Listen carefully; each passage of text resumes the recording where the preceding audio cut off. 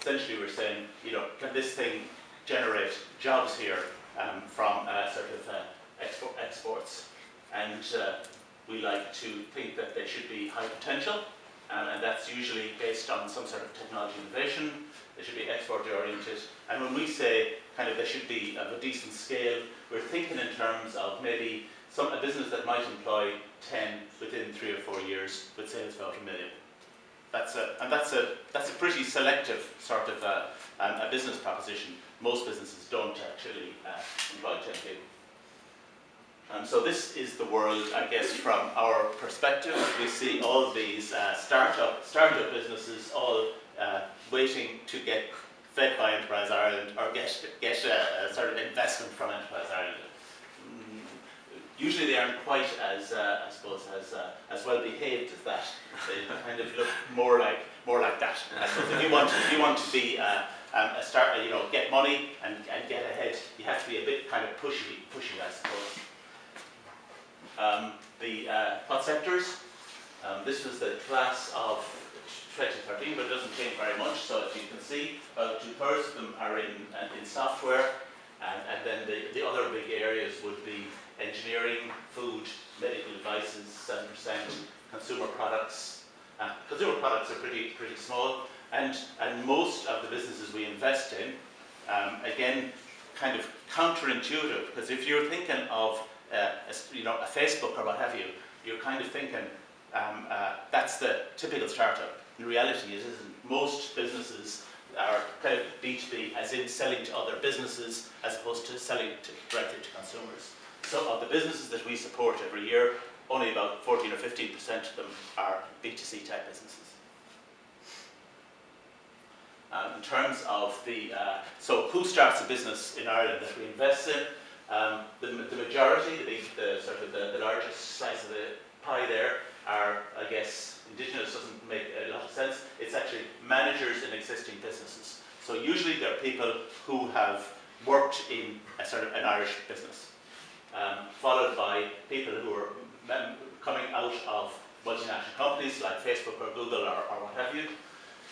10% come from third level.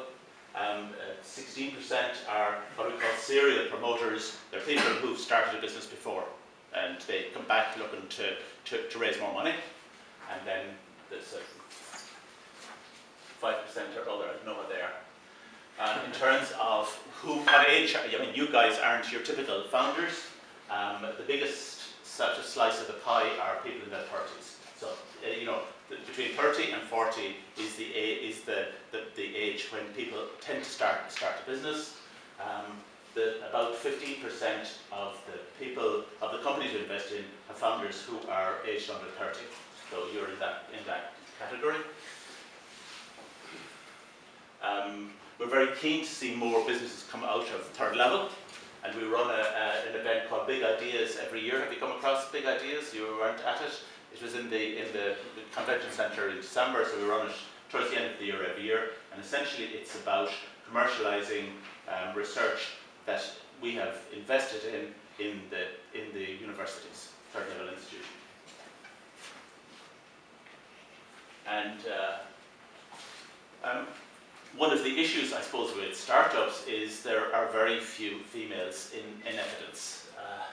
So where's Sally? I mean, they're all Wallies. It's a male phenomenon. About 3 years ago, we did an analysis, and only 7% of startups were founded by female founders.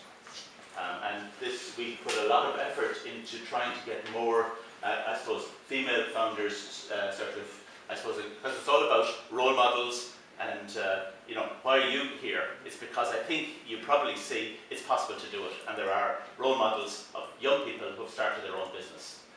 So I guess we need more female role models for startups. This year, the year that's just finished, 2014, about almost 20% of the companies we invest in had female founders. So the supports we offer then are, let's see, so one support is called New Frontiers program. Have you come across New Frontiers? So it's essentially it's a 6-month program that's run in the Institute of Technology.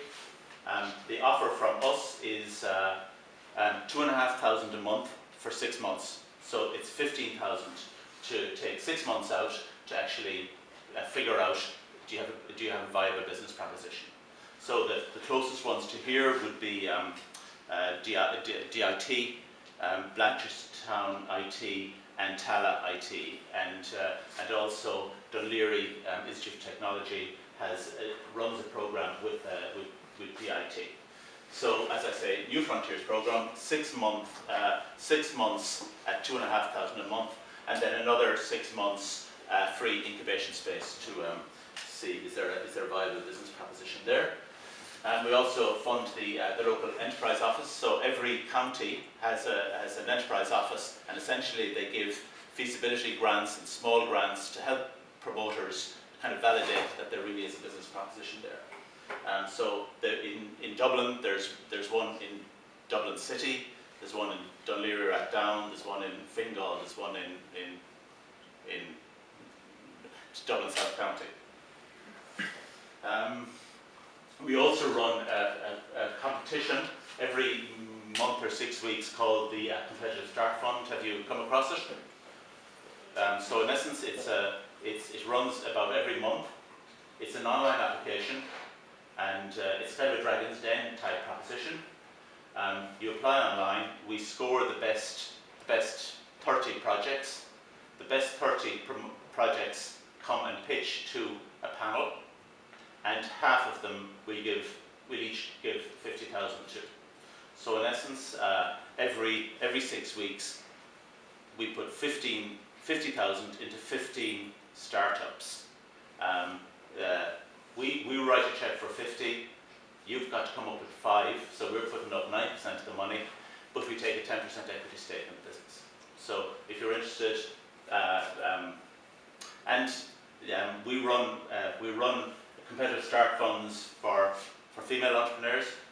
We run one for graduates, so there'll be one coming up for graduates in the next month or so.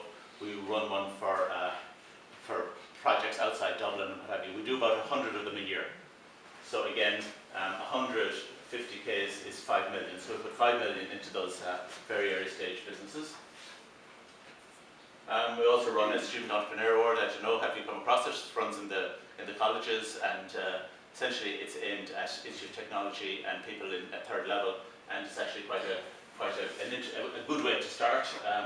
We run a sort of a program called Enterprise Start, and it runs in all the regions, and essentially it's a weekend kind of boot camp thing to help you kick the tires on a business proposition if you have one. We run a feasibility fund, so we give feasibility grant of up to 25,000. Again, it's a competition. You apply online, and we pick the best, and we give the best a grant of 25,000 to come up with a business proposition. And we run one for females, and we also run one in different regions, but not in Dublin, because I suppose the view is Dublin has loads of opportunities, whereas if you're down in Galway or Mayo or Cork or Tipperary or what have you, it's harder to start a business.